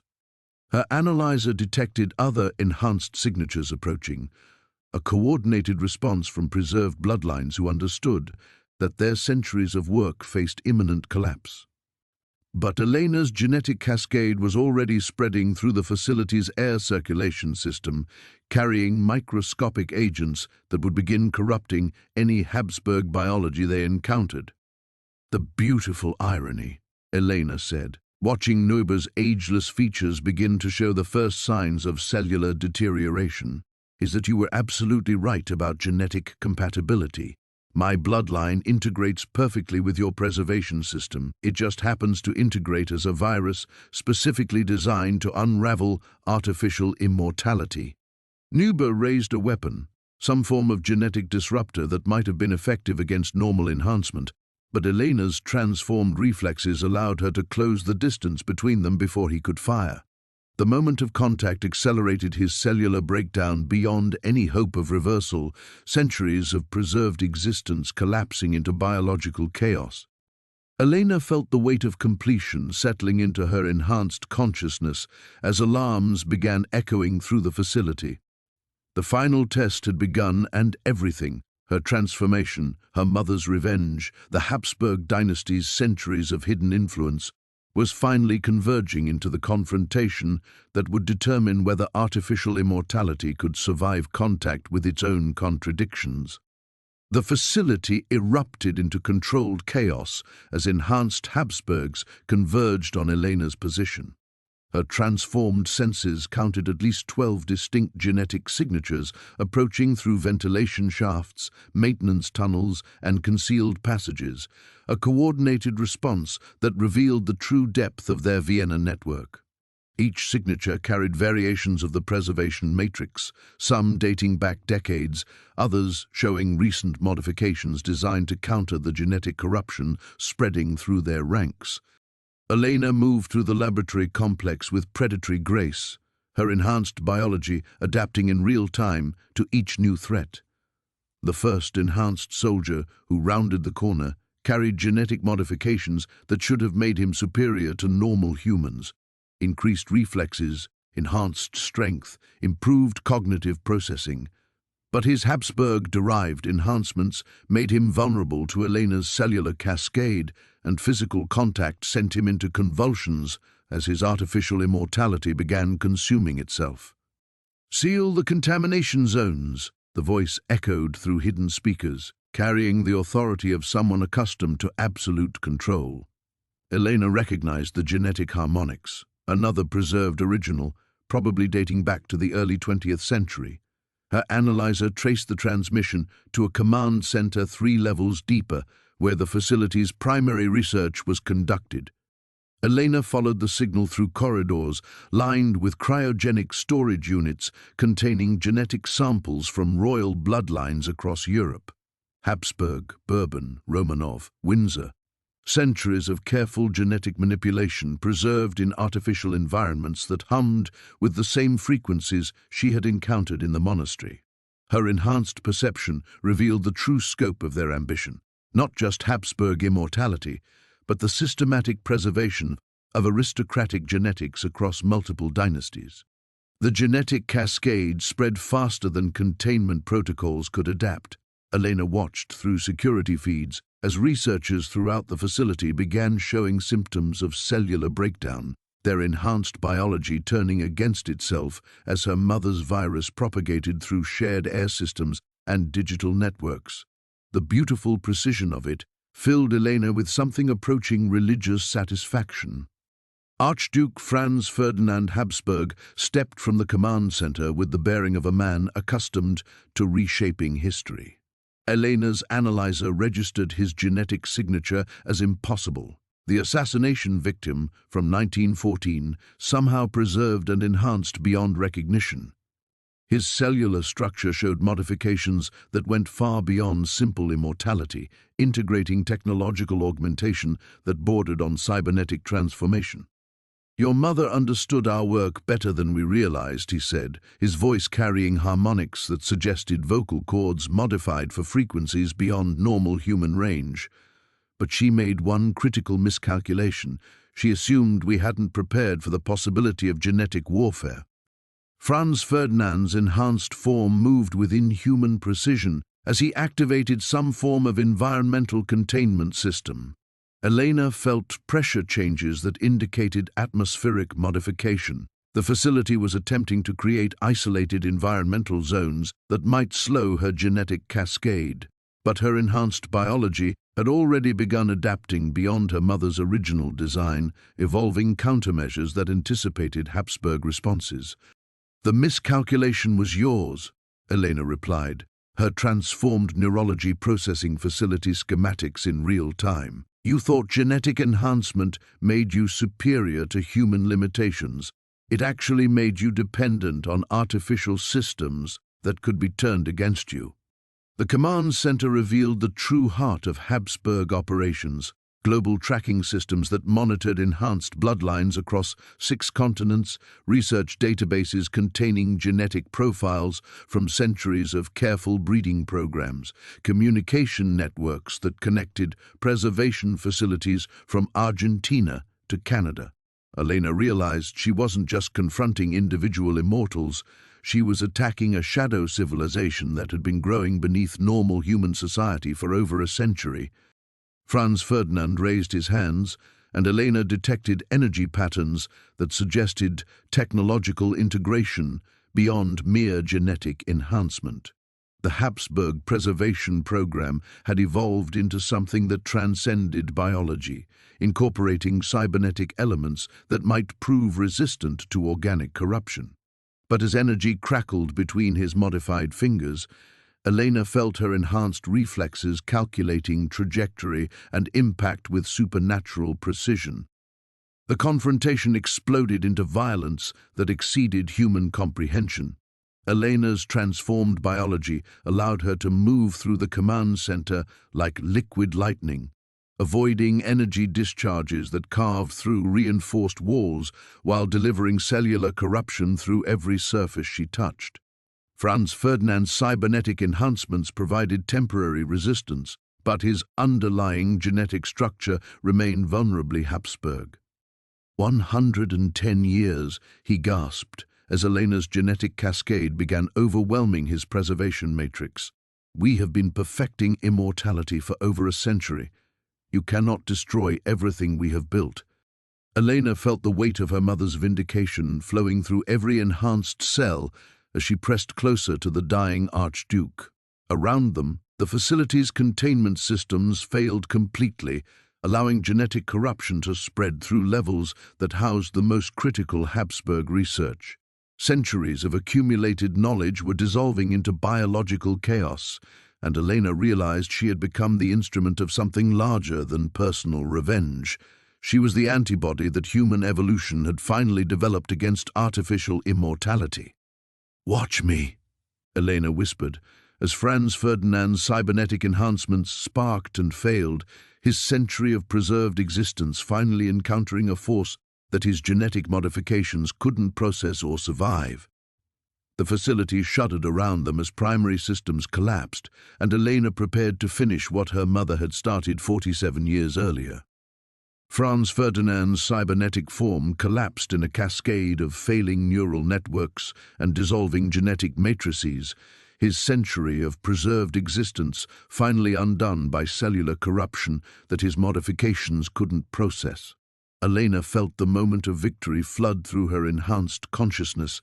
The primary Habsburg preservation facility was collapsing around her, centuries of accumulated research dissolving into biological chaos. But as she surveyed the destruction spreading through the command center, her analyzer detected something that made her enhanced blood freeze. The genetic cascade wasn't stopping. Elena's transformed biology had evolved beyond her mother's original design, becoming something more aggressive than targeted warfare. The corruption spreading through Vienna's underground networks was adapting, mutating, seeking new genetic targets with an appetite that exceeded its programming. Through facility monitors, Elena watched the contamination reach surface levels where normal humans worked in government buildings and research centers above. People with no connection to Habsburg bloodlines were beginning to show cellular breakdown symptoms. "No," Elena whispered, her enhanced cognition racing through biological projections that revealed the true scope of what was happening. The genetic cascade was becoming self-sustaining, feeding on any genetic material that showed traces of European ancestry. Her mother had designed the perfect weapon against Habsburg immortality. Too perfect. It wouldn't stop until it had consumed every bloodline that shared even distant genetic connections to preserved royal families. Elena felt the weight of impossible choice settling around her consciousness like a physical restraint. She could escape the facility, allow the corruption to work its way through Habsburg networks while she disappeared into anonymity. The mission would be complete. Artificial immortality would die, along with millions of innocent people whose only crime was carrying genetic traces of European heritage. Or she could do what her enhanced biology was screaming against: use her transformed cellular structure as a containment system, absorbing the runaway genetic cascade back into herself where it could be controlled and neutralized. The cost was absolute. Elena's analyzer showed her the biological mathematics with crystalline clarity. Containing the corruption would require her to metabolize every variant strain, process every mutated sequence through her own genetic matrix. The load would exceed even her enhanced capabilities, triggering cellular breakdown that would consume her enhanced structure completely. She would die, but the genetic cascade would die with her. Elena thought of her mother, Dr. Isabella Vasquez, brilliant geneticist whose 47 years of careful planning had created the perfect instrument of revenge. Isabella had designed Elena to be a weapon, but she had also raised her to be a human being capable of choosing between vengeance and mercy. The final test wasn't about destroying Habsburg immortality. It was about whether Elena could sacrifice her own enhanced existence to save the innocent lives her victory would otherwise claim. Through the facility's communication systems, Elena detected Habsburg networks across 6 continents, beginning emergency protocols as the genetic corruption spread beyond containment. But she also detected civilian populations in Vienna showing the first symptoms of cellular breakdown. Normal humans whose genetic heritage happened to include traces of bloodlines that the cascade couldn't distinguish from its intended targets. Elena accessed the facility's biological containment protocols, reprogramming environmental systems to create a localized absorption field centered on her enhanced cellular structure. She felt the genetic cascade responding to her commands, drawn back toward its point of origin like water flowing downhill. Every variant strain, every mutated sequence, every corrupted genetic fragment began converging on her transformed biology. The pain was beyond human comprehension. Elena's enhanced consciousness experienced cellular breakdown at the molecular level as the runaway cascade overwhelmed her genetic matrix. She felt her artificial immortality consuming itself, decades of careful enhancement dissolving into biological chaos. But she also felt the corruption stabilizing, contained within her dying form, where it could no longer spread to innocent populations. Elena's analyzer showed facility readings returning to normal as the genetic cascade completed its convergence. The Habsburg preservation network was finished. Every enhanced bloodline, every artificial immortal, every carefully maintained genetic sample had been corrupted beyond recovery. But the normal human populations above ground were safe, their cellular structures no longer under assault from her mother's evolved weapon. As her enhanced consciousness began its final dissolution, Elena felt something approaching peace. She had fulfilled her purpose, not as her mother's instrument of revenge, but as her own person, making the choice between victory and mercy. The Habsburg dynasty's centuries of hidden influence were ending, but human civilization would survive to find its own path forward without artificial immortality shaping its development from the shadows. Elena's last coherent thought was gratitude, for her mother's love disguised as genetic manipulation, for her own enhanced existence, however brief, and for the opportunity to ensure that victory didn't require innocence as its price. The facility's containment systems registered complete biological neutralization as Elena Vasquez, the last enhanced human on Earth, chose sacrifice over survival and saved 2 species from each other. The genetic war was over. Humanity had won, but the cost was everything Elena had ever been or might have become. The Habsburg facility's emergency lighting cast everything in amber shadows as automated systems began their shutdown sequences. In the command center, Franz Ferdinand's cybernetic remains sparked intermittently before falling silent, while around the complex, the last traces of genetic corruption dissolved into harmless organic compounds that the ventilation systems would eventually filter away. Dr. Marcus Webb descended through the facility's access tunnels 6 hours after the containment systems registered complete biological neutralization. As the Austrian government's senior biological hazard specialist, he had overseen enough containment breaches to recognize the aftermath of something unprecedented, but nothing in his 20-year career had prepared him for the scope of what he found beneath Vienna. The laboratory levels revealed a shadow civilization that had been operating parallel to normal human society for over a century. Cryogenic storage units contained genetic samples from royal bloodlines across Europe, their preservation matrices now corrupted beyond recovery.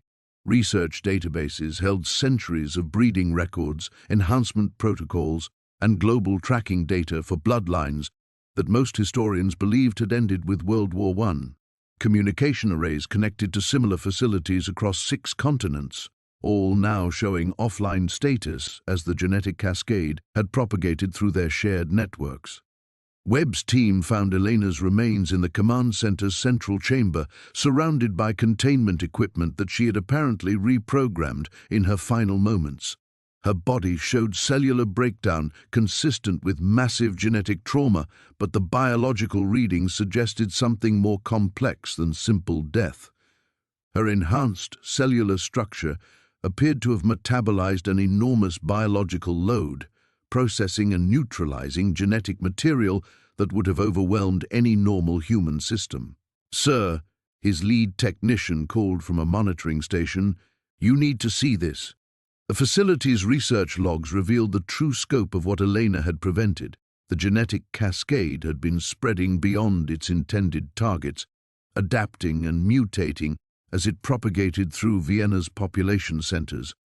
Containment projections showed that without intervention, the corruption would have consumed anyone carrying European genetic heritage within 72 hours. Elena's sacrifice had contained a runaway biological weapon that would otherwise have killed millions of innocent people. Webb studied the genetic analysis data that Elena's equipment had compiled in real time during the Cascade event.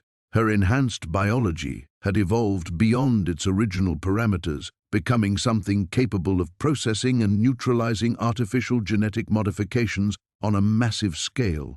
She had transformed herself into a living containment system, absorbing the corruption back into her own cellular matrix where it could be safely destroyed.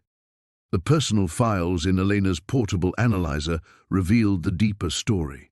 A woman who had discovered her own artificial origins while investigating what she believed was scientific curiosity about impossible genetic survival. Her mother, Dr. Isabella Vasquez, had spent 47 years creating the perfect weapon against Habsburg immortality, designing Elena's enhanced genetics with precision that bordered on artistic perfection. But Elena's final choice had been her own, selecting mercy over vengeance when victory would have cost innocent lives. Webb's investigation expanded over the following weeks as his team processed the facility's vast research archives. The Habsburg Preservation Network had maintained active operations across 6 continents, conducting genetic experiments that spanned multiple generations while hiding behind legitimate research institutions and charitable foundations. Their global influence had shaped scientific development, political movements, and economic policies for over a century, all in service of perfecting artificial immortality for select bloodlines.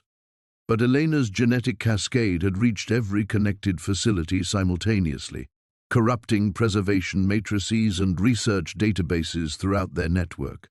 Enhanced bloodlines that had maintained their artificial immortality for decades were experiencing cellular breakdown as their genetic modifications turned against themselves.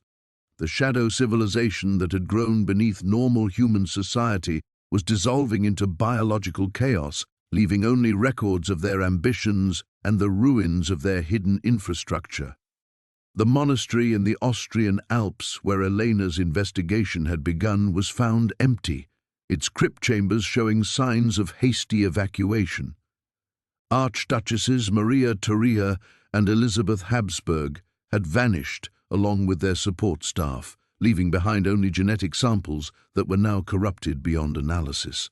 Webb's team speculated that the original preserved Habsburg siblings had died along with their preservation matrices, their century of artificial survival finally encountering a force that their enhanced biology couldn't survive. Public disclosure remained classified at the highest levels.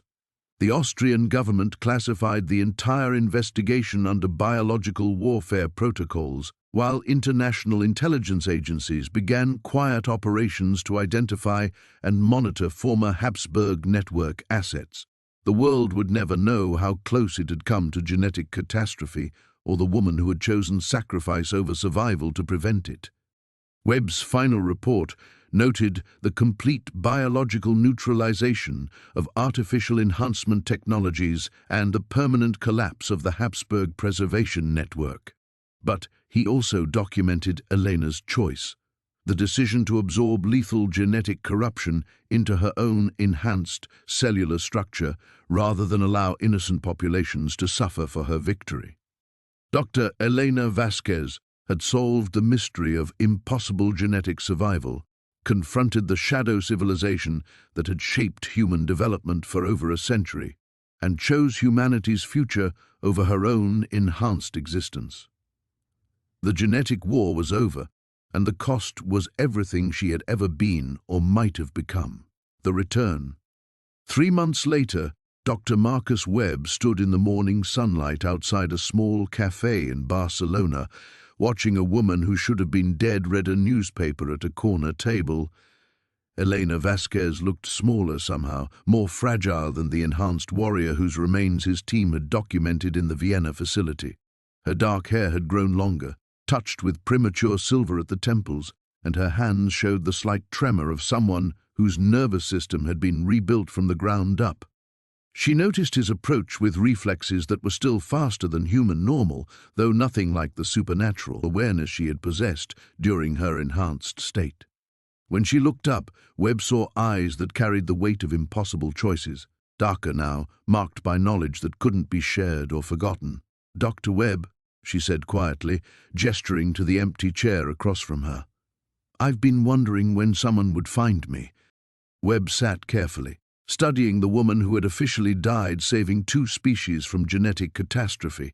Elena's cellular structure had indeed undergone complete breakdown during the containment event, but something in her mother's enhancement protocols had included fail-safes that even Isabella Vasquez might not have fully understood.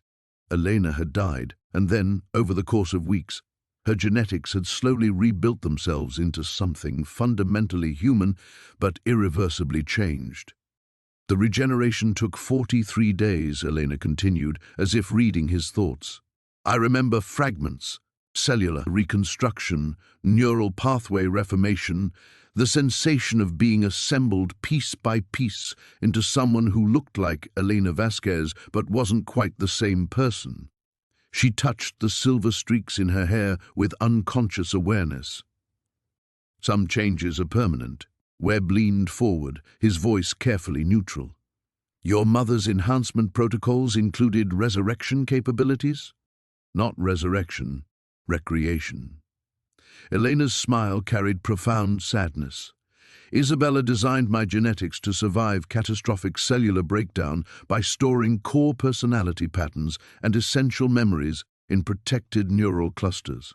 If my enhanced biology was destroyed, these clusters would slowly rebuild my consciousness using available biological material." She paused, watching pedestrians pass their table with eyes that seemed to catalogue genetic patterns automatically.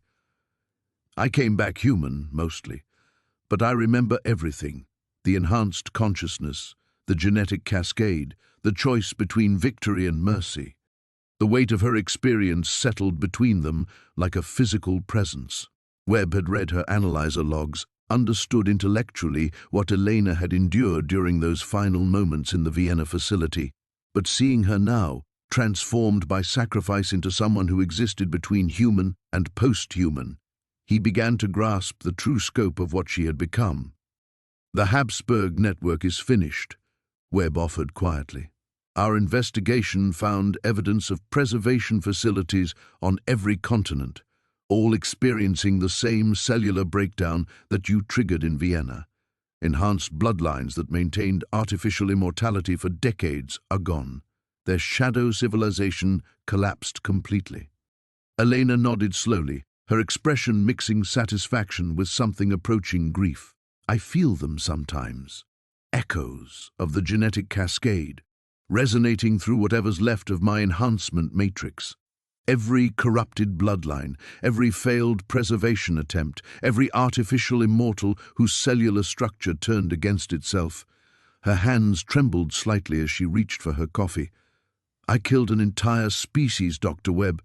Enhanced humanity died with me in that facility." "You saved millions of innocent lives," Webb countered. "The cascade was adapting beyond its original parameters. Without your intervention, anyone with European genetic heritage would have experienced cellular breakdown." "I know." Elena's voice carried the weight of absolute certainty. "That's why I made the choice I did. But understanding necessity doesn't diminish the burden of being the weapon that ended artificial immortality forever." Webb studied Elena's face, recognizing the profound isolation of someone who had experienced consciousness beyond human limitations and then chosen to return to mortality. She existed alone between two forms of existence, carrying memories of enhanced awareness that no normal human could comprehend while inhabiting a biology that was fundamentally finite again. "What will you do now?" he asked. Elena gestured toward the newspaper she had been reading, headlines about genetic research breakthroughs, cellular therapy advances, the normal progression of human scientific development without Habsburg influence shaping its direction from the shadows. Watch humanity find its own path forward. "My mother spent 47 years creating me to be a weapon against artificial immortality. I fulfilled that purpose, but I also chose to become something she never planned. A guardian ensuring that victory didn't cost more than defeat." She stood gracefully, leaving money on the table with movements that retained traces of enhanced precision. "The war is over, Dr. Webb. Enhanced humanity and natural humanity both survived, in their own ways. I'm the bridge between what we were and what we're becoming, changed by experience, diminished by choice, but still fundamentally human enough to find peace with both." Elena walked away through Barcelona's morning crowds, a woman who had died saving two species and returned to ensure that sacrifice retained its meaning. Webb watched her disappear into anonymity, carrying secrets that would reshape human understanding of genetic possibility while choosing to live as simply human. The genetic war had ended, humanity had won, and Elena Vasquez, weapon, guardian, bridge between worlds, had finally come home to herself, the new beginning. 2 years had passed since Barcelona. Elena Vasquez stood in the doorway of a small laboratory in Salamanca, watching her newest student prepare genetic samples with the careful precision she insisted upon. The Universidad de Salamanca's Department of Bioethics had offered her a position teaching graduate seminars in genetic research methodology, a quiet academic role that allowed her to shape the next generation of scientists without drawing attention to her own extraordinary background. "Professor, the cellular cultures are ready for analysis," called Maria Santos, a brilliant 24-year-old pursuing her doctorate in genetic therapy. The young woman reminded Elena of herself before Vienna, curious, determined, approaching science with the conviction that knowledge could solve humanity's deepest problems. Elena moved between the laboratory benches with fluid grace that no longer seemed supernatural but retained an otherworldly quality that her colleagues attributed to exceptional focus. Her students didn't know they were learning from someone who had experienced genetic enhancement beyond human comprehension. They saw only a professor whose insights into cellular behavior bordered on intuitive, whose understanding of genetic ethics carried weight that transformed their entire approach to research. "What do you observe in Sample C?" Elena asked, her voice carrying the patience of someone who had learned to value normal human discovery over enhanced perception. Maria leaned over the microscope, adjusting the focus carefully. The cellular repair mechanisms are unusual, more efficient than normal human baseline, but not artificially enhanced. It's as if these cells have learned to optimize their natural functions without external modification. Elena smiled, remembering similar observations from her own early research. These samples came from her own blood, cells that had been rebuilt during her resurrection, carrying traces of enhancement that had evolved into something entirely natural, yet inexplicably improved.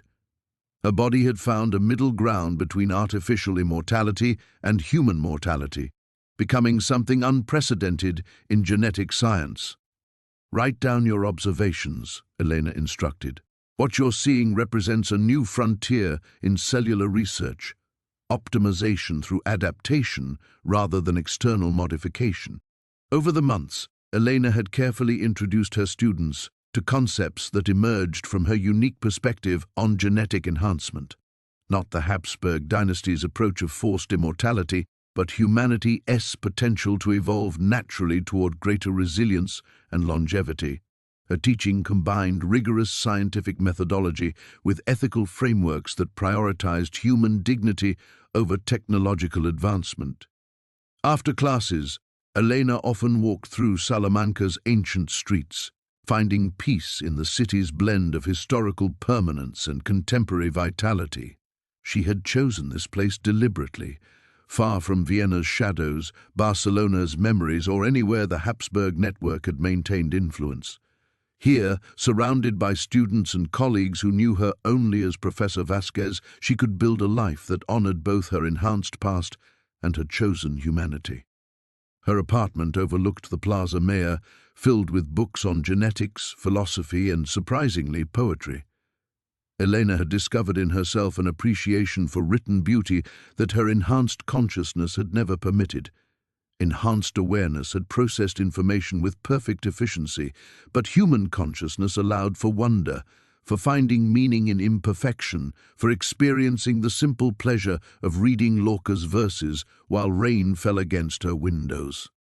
She maintained no contact with government agencies or research institutions beyond the university. Dr. Webb had found her once in Barcelona, but respected her choice to live quietly.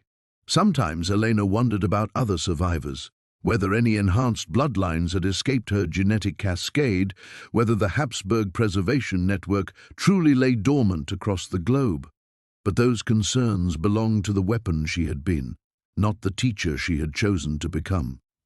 On quiet evenings, Elena felt echoes of her enhanced consciousness like phantom limbs, memories of perceiving genetic patterns with supernatural clarity, of processing biological information at impossible speeds. But these sensations no longer brought grief. They reminded her of the price of artificial transcendence and the value of choosing limitation for the sake of connection with normal human experience.